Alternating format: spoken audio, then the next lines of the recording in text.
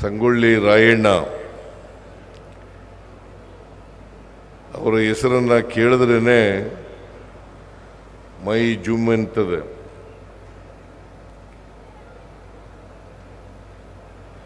ಅವರ ಪ್ರತಿಮೆಯನ್ನು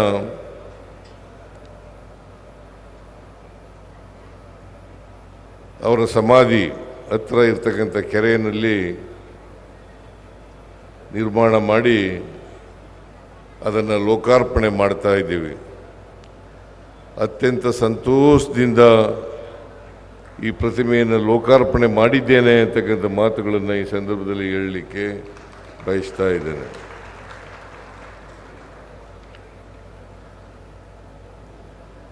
ಎರಡು 2024ರಲ್ಲಿ ಅವರ ಹುಟ್ಟೂರಾದಂಥ ಸಂಗೊಳ್ಳಿನಲ್ಲಿ ಅಲ್ಲಿ ಶೌರ್ಯ ಭೂಮಿ ಮತ್ತು ಸಂಗೊಳ್ಳಿ ರಾಯಣ್ಣವರ ಹೆಸರಿನಲ್ಲಿ ಆಗಿರ್ತಕ್ಕಂಥ ಒಂದು ಸೈನಿಕ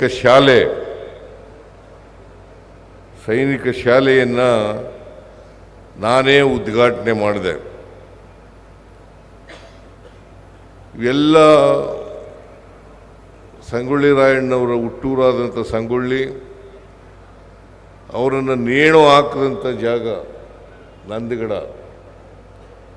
ಈ ಜಾಗಗಳನ್ನು ಅಭಿವೃದ್ಧಿ ಮಾಡಲಿಕ್ಕೆ ನಿರಂತರವಾಗಿ ಅದನ್ನು ನಿರ್ವಹಣೆ ಮಾಡಲಿಕ್ಕೆ ಒಂದು ಪ್ರಾಧಿಕಾರವನ್ನು ರಚನೆ ಮಾಡಿದ್ದೇವೆ. ಆ ಪ್ರಾಧಿಕಾರದ ಅಧ್ಯಕ್ಷರು ನಾನೇನೆ. ಅದರ ಅಧ್ಯಕ್ಷರು ನಾನೇ.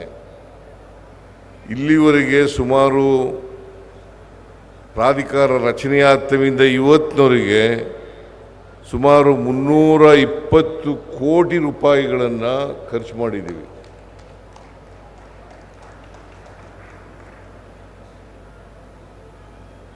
ಇವತ್ತು ಅವುಗಳ ಜೊತೆಗೆ ಒಂದು ವಸ್ತು ಸಂಗ್ರಹಾಲಯವನ್ನು ಕೂಡ ಪ್ರಾರಂಭ ಮಾಡಿದ್ದೀವಿ. ಇದಕ್ಕೆ ವೀರಭೂಮಿ ಅಂತಕ್ಕಂಥ ಹೆಸರನ್ನು ಇಟ್ಟಿರ್ತಕ್ಕಂಥದ್ದನ್ನು ನಾವು ಇವತ್ತು ಮರೀಲಿಕ್ಕೆ ಸಾಧ್ಯ ಇಲ್ಲ. ಒಟ್ಟಾರೆ ಸಂಗೊಳ್ಳಿ ರಾಯಣ್ಣ ಒಬ್ಬ ಸ್ವಾತಂತ್ರ್ಯ ಪ್ರೇಮಿ, ರಾಷ್ಟ್ರ ಪ್ರೇಮಿ, ನಾಡ ಪ್ರೇಮಿ. ಅವರು ನಮ್ಮೆಲ್ಲರಿಗೂ ಕೂಡ ಅವರ ಜೀವನ ಮಾರ್ಗದರ್ಶನ ಅಂತಕ್ಕಂಥ ಮಾತುಗಳನ್ನು ಹೇಳಲಿಕ್ಕೆ ಬಯಸ್ತಾ ಇದ್ದೇನೆ. ಬಾಬಾ ಸಾಹೇಬ್ ಅಂಬೇಡ್ಕರ್ ಅವರು ಒಂದು ಮಾತನ್ನು ಹೇಳ್ತಾ ಇದ್ದರು, ಯಾರು ಇತಿಹಾಸವನ್ನು ಮರೀತಾರೆ ಅವ್ರು ಯಾರು ಕೂಡ ಭವಿಷ್ಯವನ್ನು ರೂಪಿಸಲಿಕ್ಕೆ ಸಾಧ್ಯ ಇಲ್ಲ. ಇತಿಹಾಸ ಯಾರು ಜ್ಞಾಪಕ ಇಟ್ಕೋತಾರೆ ಅವ್ರು ಮಾತ್ರ ಭವಿಷ್ಯವನ್ನು ರೂಪಿಸ್ಕೊಳ್ಳಲಿಕ್ಕೆ ಸಾಧ್ಯ ಆಗ್ತದೆ ಅಂತಕ್ಕಂಥ ಮಾತುಗಳನ್ನು ಹೇಳಲಿಕ್ಕೆ ಬಯಸ್ತಾ ಇದ್ದೇನೆ.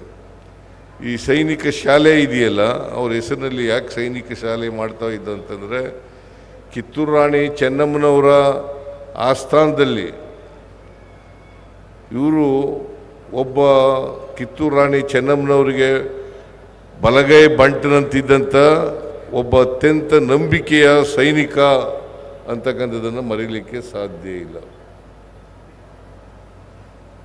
ಇವರು ಬ್ರಿಟಿಷ್ನವರು ಚೆನ್ನಮ್ಮನವರ ವಿರುದ್ಧ ಕಾಲು ಕೆರ್ಕೊಂಡು ಯುದ್ಧ ಮಾಡ್ತಾರೆ. ಮೊದಲನೇ ಯುದ್ಧದಲ್ಲಿ ಗೆಲುವನ್ನು ಸಾಧಿಸ್ತಾರೆ. ಎರಡನೇ ಯುದ್ಧ ಮಾಡುವಾಗ ಅವರು ಕಿತ್ತೂರು ರಾಣಿ ಚೆನ್ನಮ್ಮ ಸೆರೆ ಹಾಕ್ತಾರೆ. ರಾಯಣ್ಣ ತಪ್ಪಿಸ್ಕೊತಾರೆ. ಈ ತಪ್ಪಿಸ್ಕೊಂಡು ಅವರು ಇಲ್ಲಿ ನಂದಗಡ ಅವರ ಕಾರ್ಯಕ್ಷೇತ್ರ ಆಗ್ತದೆ. ನಂದಗಡನೇ ಅವರ ಕಾರ್ಯಕ್ಷೇತ್ರ. ಇಲ್ಲಿ ಅವರು ಒಂದು ಸೈನ್ಯವನ್ನು ಕಟ್ಟಿಕೊಂಡು ಬ್ರಿಟಿಷ್ನವರ ವಿರುದ್ಧ ಹೋರಾಟವನ್ನು ಮಾಡ್ತಕ್ಕಂಥ ಪ್ರಯತ್ನವನ್ನು ಮಾಡ್ತಾರೆ. ದೇಶವನ್ನು ಬ್ರಿಟಿಷ್ನವರ ಕಪಿಮುಷ್ಟಿಯಿಂದ ಬಿಡುಗಡೆ ಮಾಡಬೇಕು, ಕಿತ್ತೂರು ಸಂಸ್ಥಾನ ಸ್ವತಂತ್ರವಾಗಬೇಕು ಅಂತಕ್ಕಂಥದ್ದು ಅವರ ಉದ್ದೇಶ. ಅದಕ್ಕಾಗಿ ಹೋರಾಟ ಮಾಡ್ತಾರೆ. ಆಮೇಲೆ ಅವರನ್ನು ಸೆರೆ ಹಿಡಿತಕ್ಕಂಥ ಬ್ರಿಟಿಷ್ನವರು ಸೆರೆ ಹಿಡಿತಕ್ಕಂಥ ಕೆಲಸವನ್ನು ಮಾಡ್ತಾರೆ. ಸೆರೆ ಹಿಡಿಬೇಕಾದ್ರೆ ನಮ್ಮವರೇ ಸಹಾಯ ಮಾಡ್ತಾರೆ ಅಂತಕ್ಕಂಥದ್ದನ್ನು ಮರೀಲಿಕ್ಕೆ ಸಾಧ್ಯ ಇಲ್ಲ. ಇದನ್ನು ನಾವು ಯಾವಾಗಲೂ ತಿಳ್ಕೋಬೇಕಾಗ್ತದೆ. ಇವತ್ತು ಪಟ್ಟಭದ್ರ ಹಿತಾಸಕ್ತರು ಇರ್ತಾರೆ, ಅವತ್ತು ಕೂಡ ಪಟ್ಟಭದ್ರ ಹಿತಾಸಕ್ತರು ಇದ್ದರು. ನಿಮಗೆ ಕನ್ನಡ ಗೊತ್ತಾಗುತ್ತಾ? ವಿಠಲ್ ಗೊತ್ತಾಗುತ್ತಲ್ಲ? ಅಲ್ಲ, ಯಾಕಂದರೆ ಹಿಂದಿನಲ್ಲಿ ಮರಾಠದಲ್ಲಿ ಮಾತಾಡಿದ್ರಿ ನೀವು. ಕನ್ನಡ ಗೊತ್ತಾಗುತ್ತಾ? ಹಾಂ, ಭಾಳ ಸಂತೋಷ. ಕನ್ನಡ ಪ್ರತಿಯೊಬ್ಬರು ಕೂಡ ಕಲ್ತ್ಕೋಬೇಕು.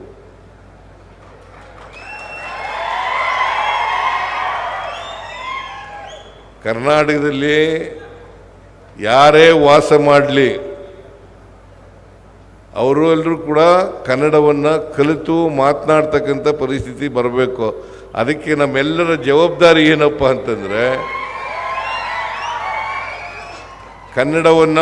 ಕನ್ನಡದ ವಾತಾವರಣವನ್ನು ನಿರ್ಮಾಣ ಮಾಡಬೇಕು. ಯಾರಿಗೆ ಕನ್ನಡ ಬರಲ್ಲ ಅವರಿಗೆ ಕನ್ನಡವನ್ನು ಕಲಿಸ್ತಕ್ಕಂಥ ಕೆಲಸವನ್ನು ಮಾಡಬೇಕು. ಅದು ನಮ್ಮೆಲ್ಲರ ಕರ್ತವ್ಯ ಆಗಬೇಕು. ಮತ್ತು ಬೇರೆ ಭಾಷೆಯಲ್ಲಿ ಮಾತಾಡೋರಿಗೆ ನಾವು ಕನ್ನಡದಲ್ಲೇ ಉತ್ತರ ಕೊಡ್ತಕ್ಕಂಥ ಪ್ರವೃತ್ತಿಯನ್ನು ಬೆಳೆಸ್ಕೊಂಡಾಗ ಮಾತ್ರ, ಅವ್ರ ಭಾಷೆಯಲ್ಲೇ ಮಾತನಾಡ್ತಕ್ಕಂಥದ್ದನ್ನು ಮಾಡಬಾರದು. ನಾವು ಅವರು ಕನ್ನಡದಲ್ಲೇ ಉತ್ತರ ಕೊಟ್ಟಾಗ ಕನ್ನಡವನ್ನು ಅನಿವಾರ್ಯವಾಗಿ ಕಲಿತಕ್ಕಂಥ ಕೆಲಸವನ್ನು ಮಾಡಲೇಬೇಕಾಗ್ತದೆ. ಅದಕ್ಕೋಸ್ಕರ ಕನ್ನಡಿಗರಾದಂಥ ನಮ್ಮೆಲ್ಲರ ಕರ್ತವ್ಯ ಏನಪ್ಪ ಅಂತಂದರೆ ನಾವು ಕನ್ನಡವನ್ನು ಮಾತನಾಡಬೇಕು, ಕನ್ನಡದಲ್ಲೇ ಉತ್ತರ ಕೊಡ್ತಕ್ಕಂಥದ್ದನ್ನು ಕಲ್ತ್ಕೋಬೇಕಾಗ್ತದೆ ಅಂತಕ್ಕಂಥ ಮಾತುಗಳನ್ನು ಹೇಳಲಿಕ್ಕೆ ಬಯಸ್ತಾ ಇದ್ದೇನೆ. ಯಾರು ಎಲ್ಲಿ ಬೇಕಾದ್ರೂ ವಾಸ ಮಾಡಲಿ, ಎಲ್ಲಿಂದಾರೂ ಬರಲಿ, ಅದಕ್ಕೆ ಸಂವಿಧಾನದಲ್ಲಿ ಅವಕಾಶ ಇದೆ. ಆದರೆ ಆಯಾ ರಾಜ್ಯದಲ್ಲಿ ನೆಲೆಸಿದ ಮೇಲೆ, ಆಯಾ ರಾಜ್ಯದಲ್ಲಿ ಉದ್ಯೋಗ ಮಾಡಿದ ಮೇಲೆ, ಆ ರಾಜ್ಯದಲ್ಲಿ ಕೈಗಾರಿಕೆ ಮಾಡಿದ ಮೇಲೆ, ಆ ರಾಜ್ಯದಲ್ಲಿ ವ್ಯಾಪಾರ ಮಾಡಿದ ಮೇಲೆ, ಆ ರಾಜ್ಯದಲ್ಲಿ ವ್ಯವಹರಿಸಿದ್ರೆ ಆಗ ಕನ್ನಡದಲ್ಲೇ ವ್ಯವಹರಿಸ್ತಕ್ಕಂಥ ಕೆಲಸವನ್ನು ಮಾಡಿದಾಗ ಮಾತ್ರ ಏಕೀಕರಣ ಆದದಕ್ಕೆ ಸಾರ್ಥಕ ಆಗ್ತದೆ ಅಂತಕ್ಕಂಥ ಮಾತುಗಳನ್ನು ಈ ಸಂದರ್ಭದಲ್ಲಿ ಹೇಳಲಿಕ್ಕೆ ಬಯಸ್ತಾ ಇದ್ದೇನೆ. ಸಂಗೊಳ್ಳಿ ರಾಯಣ್ಣ ಈ ಸ್ವಾತಂತ್ರ್ಯ ಹೋರಾಟ ಇದೆಯಲ್ಲ, ಅದು ನಿನ್ನೆ ಮೊನ್ನೆ ನಡೆದದ್ದಲ್ಲ. ಭಾಳ ವರ್ಷಗಳಿಂದ, ನೂರಾರು ವರ್ಷಗಳ ಕಾಲ ಸ್ವಾತಂತ್ರ್ಯ ನಡೀತು. ಈಗ ಸಂಗೊಳ್ಳಿ ರಾಯಣ್ಣ ಮತ್ತು ಕಿತ್ತೂರು ಚೆನ್ನಮ್ಮ ಬ್ರಿಟಿಷ್ನವರ ವಿರುದ್ಧ ಹೋರಾಟವನ್ನು ಮಾಡಿದ್ರು. ಬ್ರಿಟಿಷ್ನವರಿಗೆ ಬಗ್ತಕ್ಕಂಥ ಕೆಲಸವನ್ನು ಮಾಡಲಿಲ್ಲ. ಚೆನ್ನಮ್ಮನು ಕೂಡ ಮಾಡ್ಬೋದಾಗಿತ್ತು, ಸಂಗೊಳ್ಳಿ ರಾಯಣ್ಣ ಕೂಡ ಮಾಡ್ಬೋದಾಗಿತ್ತು. ಅವ್ರಿಗೆ ಸರೆಂಡರ್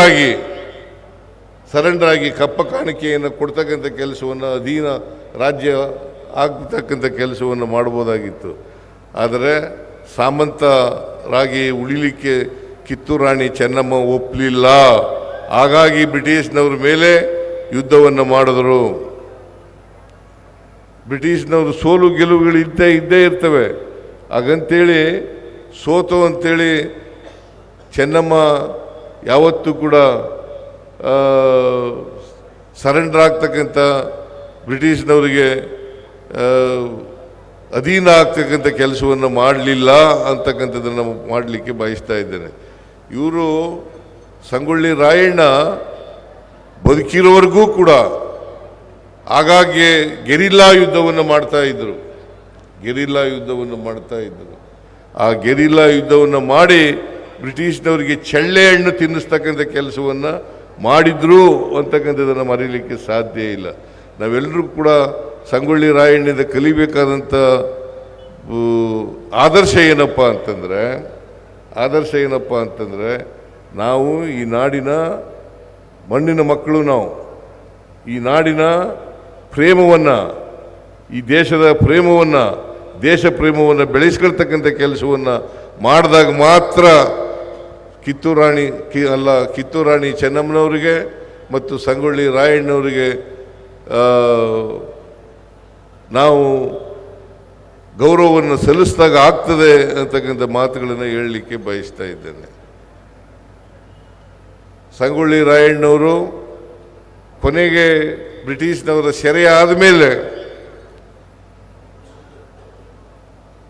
ಅವ್ರ ಜೊತೆಯಲ್ಲಿ 6 ಜನ ಸಂಗೊಳ್ಳಿ ರಾಯಣ್ಣನು ಸೇರಿ 7 ಜನ ನೇಣಿಗೆ ಹಾಕ್ತಾರೆ ಅವ್ರಿಗೆ.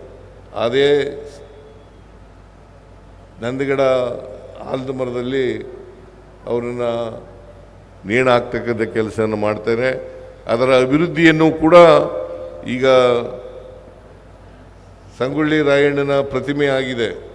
ಈ ಯಾರ್ಯಾರು ಸಂಗೊಳ್ಳಿ ರಾಯಣ್ಣನ ಜೊತೆ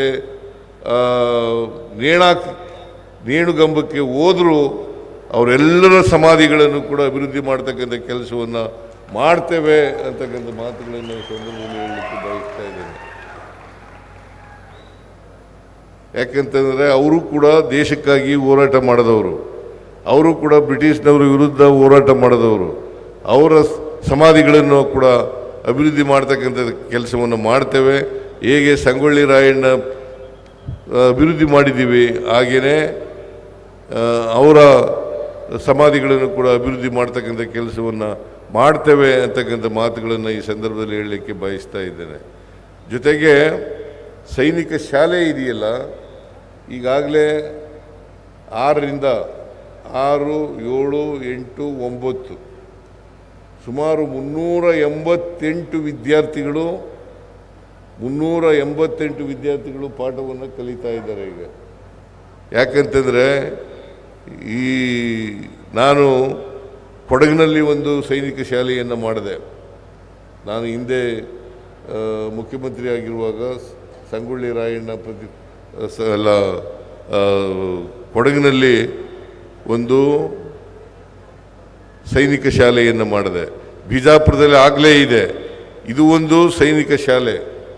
ನಮ್ಮ ಅಶೋಕ್ ದಳವಾಯಿ ಅವರು ಸಲಹೆಗಾರರಾಗಿದ್ದಾರಲ್ಲ, ಅವರು ಕೂಡ ಸೈನಿಕ ಶಾಲೆಯಲ್ಲೇ, ಬಿಜಾಪುರ ಸೈನಿಕ ಶಾಲೆಯಲ್ಲಿ ಓದಂಥವ್ರು ಅಲ್ಲ. ಇಲ್ಲಿ ಬಿಡಿ, ಓದಂಥವ್ರು ಅವ್ರನ್ನೇ ಸಲಹೆಗಾರನಾಗಿ ನೇಮಕ ಮಾಡ್ಕೊಂಡಿರ್ತಕ್ಕಂಥದ್ದು ಕೂಡ ಇದೇ ಉದ್ದೇಶ ಅಂತಕ್ಕಂಥದ್ದನ್ನು ನಾನು 2 ವ್ಯಕ್ತಿಗಳನ್ನು ನೆನಕಬೇಕಾಗ್ತದೆ. ಒಂದು ಇಟ್ಟಣಿಗೆಯವರು, ಪೊಲೀಸ್ ಇನ್ಸ್ಪೆಕ್ಟರ್ ಆಗಿದ್ದವರು, ಅವರು ನಿವೃತ್ತ ಪೊಲೀಸ್ ಇನ್ಸ್ಪೆಕ್ಟರ್ ಆಗಿ ಹೈಕೋರ್ಟ್ಗೆ ಹೋಗಿ ಆದೇಶ ತಗೊಬಂದರು. ಇನ್ನೊಂದು ರೇವಣ್ಣ, ಅವರ ಅಧ್ಯಯನ ಸಮಿತಿ ಅವರ ಅಧ್ಯಕ್ಷತೆಯಲ್ಲೇ ಮಾಡಿದ್ದದು. ಅಧ್ಯಕ್ಷತೆ ಸಮಿತಿ ಶಿಫಾರಸುಗಳಿದ್ವಲ್ಲ, ಅದಕ್ಕೆ ಹೇಳಿದೆ ನಾನು, ನೀವು ಸಲಹೆಗಾರರಾಗಿದ್ದೀರಿ ಅಂತ ಹೇಳಿದೆ. ನೀವು ಬಿಜಾಪುರದಲ್ಲಿ ಸೈನಿಕ ಶಾಲೆಯಲ್ಲಿ ಓದಿದ್ದು ಅಂತ ಹೇಳಿದ್ದೆ. ಅದಕ್ಕೋಸ್ಕರ ನೋಡಿದೆ ನಾನು. ಓಕೆ, ಅವರಿಬ್ಬರಿಗೂ ಕೂಡ, ಇಟ್ಟಣಿಗೆಯವರಿಗೆ ಮತ್ತು ರೇವಣ್ಣವರಿಗೆ ಸರ್ಕಾರದ ವತಿಯಿಂದ ಮತ್ತು ಪ್ರಾಧಿಕಾರದ ವತಿಯಿಂದ ಅವರಿಗೆ ಧನ್ಯವಾದಗಳನ್ನು ಅರ್ಪಿಸಲಿಕ್ಕೆ ಬಯಸ್ತಾ ಇದ್ದೇನೆ. ಇಟ್ಟಣಿಗೆಯವರು ಕಾಲವಾಗಿದ್ದಾರೆ. ಪಾಪ ಇಟ್ಟಣಿಗೆಯವರು ಬದುಕಿದರೆ ಸಂತೋಷ ಪಡ್ತಾ ಇದ್ರು ಅಂತಕ್ಕಂಥ ಮಾತುಗಳನ್ನು ಹೇಳಲಿಕ್ಕೆ ಬಯಸ್ತಾ ಇದ್ದೇನೆ. ಈಗ ಇತ್ತೀಚೆಗೆ 28 ಕೋಟಿ ರೂಪಾಯಿಗಳನ್ನು ಬಿಡುಗಡೆ ಮಾಡಿದ್ದೀನಿ. ಅದರ ಅಭಿವೃದ್ಧಿಯನ್ನು ಕೂಡ ಮಾಡಲಿರ್ತಕ್ಕಂಥ ಕೆಲಸವನ್ನು ಈ ಸಂಗೊಳ್ಳಿ ನಂದಗಡ ಈ ಅಭಿವೃದ್ಧಿ ಮಾಡ್ತಕ್ಕಂಥ ಕೆಲಸವನ್ನು ಅಭಿವೃದ್ಧಿ ಪಡಿಸ್ತಕ್ಕಂಥ ಕೆಲಸವನ್ನು ಮಾಡ್ತೇವೆ ಅಂತಕ್ಕಂಥ ಮಾತುಗಳನ್ನು ಹೇಳಲಿಕ್ಕೆ ಬಯಸ್ತಾ ಇದೆ. ಇವೆರಡೂ ಕೂಡ ಸಂಗೊಳ್ಳಿ ಮತ್ತು ನಂದಗಡ ಇವೆರಡೂ ಕೂಡ ಪ್ರವಾಸಿ ಕ್ಷೇತ್ರಗಳಾಗಬೇಕು, ಪ್ರವಾಸಿಗರು ಇಲ್ಲಿಗೆ ಬರಬೇಕು ಅಂತಕ್ಕಂಥದ್ದೇ ನಮ್ಮ ಉದ್ದೇಶ. ಅದರಿಂದ ಇದು ಕಿತ್ತೂರು ರಾಣಿ ಚೆನ್ನಮ್ಮನವರು ಮತ್ತು ಸಂಗೊಳ್ಳಿ ರಾಯಣ್ಣ ಅವರ ಸಹಚರರು ಅವರು ಮಾಡಿದಂಥ ಕೆಲಸ, ಬ್ರಿಟಿಷ್ನವರ ವಿರುದ್ಧ ಹೋರಾಟ ಮಾಡಿದಂಥದ್ದು ಇದೆಯಲ್ಲ, ಅದು ಒಂದು ರೋಚಕ ಕಥೆ ಅಂತಕ್ಕಂಥ ಮಾತುಗಳನ್ನು ಹೇಳಲಿಕ್ಕೆ ಬಯಸ್ತಾ ಇದ್ದೇನೆ. ಇಲ್ಲಿ ವಸ್ತು ಸಂಗ್ರಹಾಲಯ ಆಗಿದೆ. ಈ ವಸ್ತು ಸಂಗ್ರಹಾಲಯದಲ್ಲಿ ಸಂಗೊಳ್ಳಿ ರಾಯಣ್ಣ ಜೀವನ ಚರಿತ್ರೆ, ಇಡೀ ಅವರ ಬದುಕು ಮತ್ತು ಅವರ ಕುಟುಂಬದವರ ಬದುಕು ಅದೆಲ್ಲ ಚಿತ್ರಿತ ಆಗಿದೆ ಅಂತಕ್ಕಂಥದ್ದು. ನಾನು ಪೂರ ನೋಡೋಕ್ಕಾಗಲಿಲ್ಲ. ಇನ್ನೊಂದು ಸಾರಿ ಬರ್ತೀನಿ. ಇನ್ನೊಂದು ಸಾರಿ ಬಂದು ಇಡೀ ದಿನ ಇದ್ದು ಇವೆಲ್ಲನೂ ಕೂಡ ಪರಿಚಯ ಮಾಡ್ಕೊಳ್ತಕ್ಕಂಥ ಕೆಲಸವನ್ನು ಮಾಡ್ತೇನೆ ಅಂತಕ್ಕಂಥ ಮಾತುಗಳನ್ನು ಈ ಸಂದರ್ಭದಲ್ಲಿ ಹೇಳಲಿಕ್ಕೆ ಬಯಸ್ತಾ ಇದ್ದೀನಿ. ನಮ್ಮ ಸರ್ಕಾರ ಸಂಗೊಳ್ಳಿ ಮತ್ತು ನಂದಗಡ ಇವೆರಡನ್ನೂ ಕೂಡ ಅಭಿವೃದ್ಧಿ ಮಾಡಿ ಪ್ರವಾಸಿ ಕ್ಷೇತ್ರವನ್ನಾಗಿ ಮಾಡ್ತೇವೆ ಅಂತಕ್ಕಂಥ ಮಾತುಗಳನ್ನು ಈ ಸಂದರ್ಭದಲ್ಲಿ ಹೇಳಿ, ಯಾಕಂದರೆ ಇದು ಎಲ್ಲರಿಗೂ ಕೂಡ ಸ್ಫೂರ್ತಿ. ನಮಗೆ ಸ್ಫೂರ್ತಿ. ನಾವೆಲ್ಲರೂ ಕೂಡ ದೇಶ ಪ್ರೇಮವನ್ನು ಬೆಳೆಸ್ಕೋಬೇಕು. ದೇಶ ಪ್ರೇಮ ಬೆಳೆಸ್ಕೊಳ್ತಕ್ಕಂಥದ್ದು ಈ ದೇಶದ ಪ್ರಜಾಪ್ರಭುತ್ವ ಸ್ವಾತಂತ್ರ್ಯವನ್ನು ರಕ್ಷಣೆ ಮಾಡ್ತಕ್ಕಂಥ, ಸಂವಿಧಾನವನ್ನು ರಕ್ಷಣೆ ಮಾಡ್ತಕ್ಕಂಥ ಕೆಲಸವನ್ನು ನಾವು ಮಾಡಿದಾಗ ಮಾತ್ರ ಸಾಧ್ಯ ಆಗ್ತದೆ. ಶಿಕ್ಷಣ ಭಾಳ ಮುಖ್ಯ. ಒಂದು ಕಾಲದಲ್ಲಿ ಇತ್ತು, ಶಿಕ್ಷಣದಿಂದ ವಂಚನೆ ಆಗ್ತಕ್ಕಂಥ ಕಾಲ ಇತ್ತು. ಶಿಕ್ಷಣ ಕಲಿಯೋಕ್ಕಿಂತ ಇರಲಿಲ್ಲ. ಶಿಕ್ಷಣ ಎಲ್ರಿಗೂ ಸಿಗ್ತಕ್ಕಂಥ ಅವಕಾಶ ಇರಲಿಲ್ಲ. ಈಗ ಸಂವಿಧಾನ ಜಾರಿಗೆ ಬಂದ ಮೇಲೆ, ಬಾಬಾ ಸಾಹೇಬ್ ಅಂಬೇಡ್ಕರ್ ಅವರು ಸಂವಿಧಾನ ಕೊಟ್ಟ ಮೇಲೆ ನಮ್ಮ ದೇಶದಲ್ಲಿ ಎಲ್ಲರಿಗೂ ಸಮಾನ ಅವಕಾಶಗಳನ್ನು ಕಲ್ಪಿಸ್ಕೊಟ್ಟಿದೆ. ಶಿಕ್ಷಣ ಸ್ವಾಭಿಮಾನ ಮತ್ತು ಜ್ಞಾನ. ಈ ಸ್ವಾಭಿಮಾನ ಇದ್ದರೆ ಮಾತ್ರ ನಾವು ಬದುಕಲಿಕ್ಕೆ ಸಾಧ್ಯ ಆಗ್ತದೆ. ಅದಕ್ಕೆ ಪ್ರತಿಯೊಬ್ಬರು ಕೂಡ ಈ ಗುಲಾಮ್ಗಿರಿ ಇದೆಯಲ್ಲ ಅದನ್ನು ಕಿತ್ತೆಸಿತಕ್ಕಂಥದ್ದನ್ನು ಮಾಡಬೇಕು. ಗುಲಾಮ್ಗಿರಿತನವನ್ನು ಬೆಳೆಸ್ಕೊಳ್ತಕ್ಕಂಥದ್ದು ಇರಬಾರ್ದು. ನಾವು ಭಾಳ ವರ್ಷ ಗುಲಾಮ್ಗಿರಿನಲ್ಲಿ ಬದುಕಿದ್ದೋ, ಅದಕ್ಕೋಸ್ಕರನೇ ಈ ದೇಶಕ್ಕೋಸ್ಕರ 1799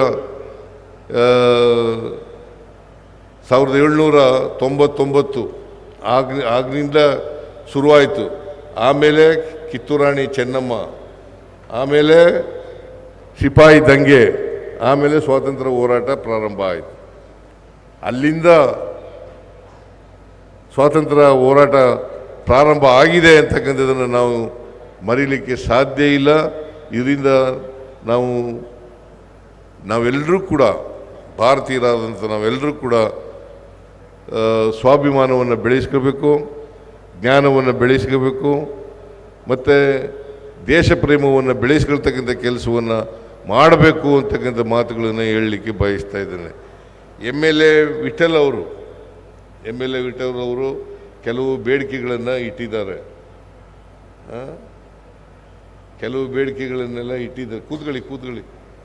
ಆ ಬೇಡಿಕೆಗಳನ್ನೆಲ್ಲ ಹಂತವಾಗಿ ಮಾಡಿಕೊಡ್ತೇನೆ ಅಂತಕ್ಕಂಥ ಮಾತುಗಳನ್ನು ಹೇಳಲಿಕ್ಕೆ ಬಯಸ್ತಾ ಇದ್ದೇನೆ.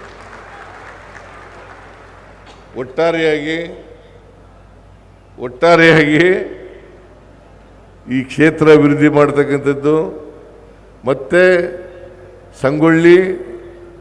ಸಂಗೊಳ್ಳಿ ಬೇರೆ ವಿಧಾನಸಭಾ ಕ್ಷೇತ್ರದಲ್ಲಿರ್ತಕ್ಕಂಥದ್ದು ಯಾವುದದು, ಬೈಲಹೊಂಗಲ ವಿಧಾನಸಭಾ ಕ್ಷೇತ್ರದಲ್ಲಿರ್ತಕ್ಕಂಥದ್ದು ಮಹಾಂತೇಶ್, ಆಮೇಲೆ ನಂದಗಡ ಖಾನಾಪುರ ಕ್ಷೇತ್ರದಲ್ಲಿರ್ತಕ್ಕಂಥದ್ದು. ಇವೆರಡನ್ನೂ ಕೂಡ ಅಭಿವೃದ್ಧಿ ಪಡಿಸ್ತಕ್ಕಂಥ ಕೆಲಸವನ್ನು ನಮ್ಮ ಸರ್ಕಾರ ಮಾಡ್ತದೆ ಅಂತಕ್ಕಂಥ ಮಾತುಗಳನ್ನು ಹೇಳಲಿಕ್ಕೆ ಬಯಸ್ತಾ ಇದ್ದೇನೆ. ಇವತ್ತು ಅತ್ಯಂತ ಸಂತೋಷದಿಂದ ವಸ್ತು ಸಂಗ್ರಹಾಲಯ, ಆಮೇಲೆ ಸಂಗೊಳ್ಳಿ ರಾಯಣ್ಣ ಪ್ರತಿಮೆ ಇವೆರಡನ್ನೂ ಕೂಡ ಲೋಕಾರ್ಪಣೆ ಮಾಡಿದ್ದೇನೆ ಅಂತಕ್ಕಂಥ ಮಾತುಗಳನ್ನು ಹೇಳಿ ನನ್ನ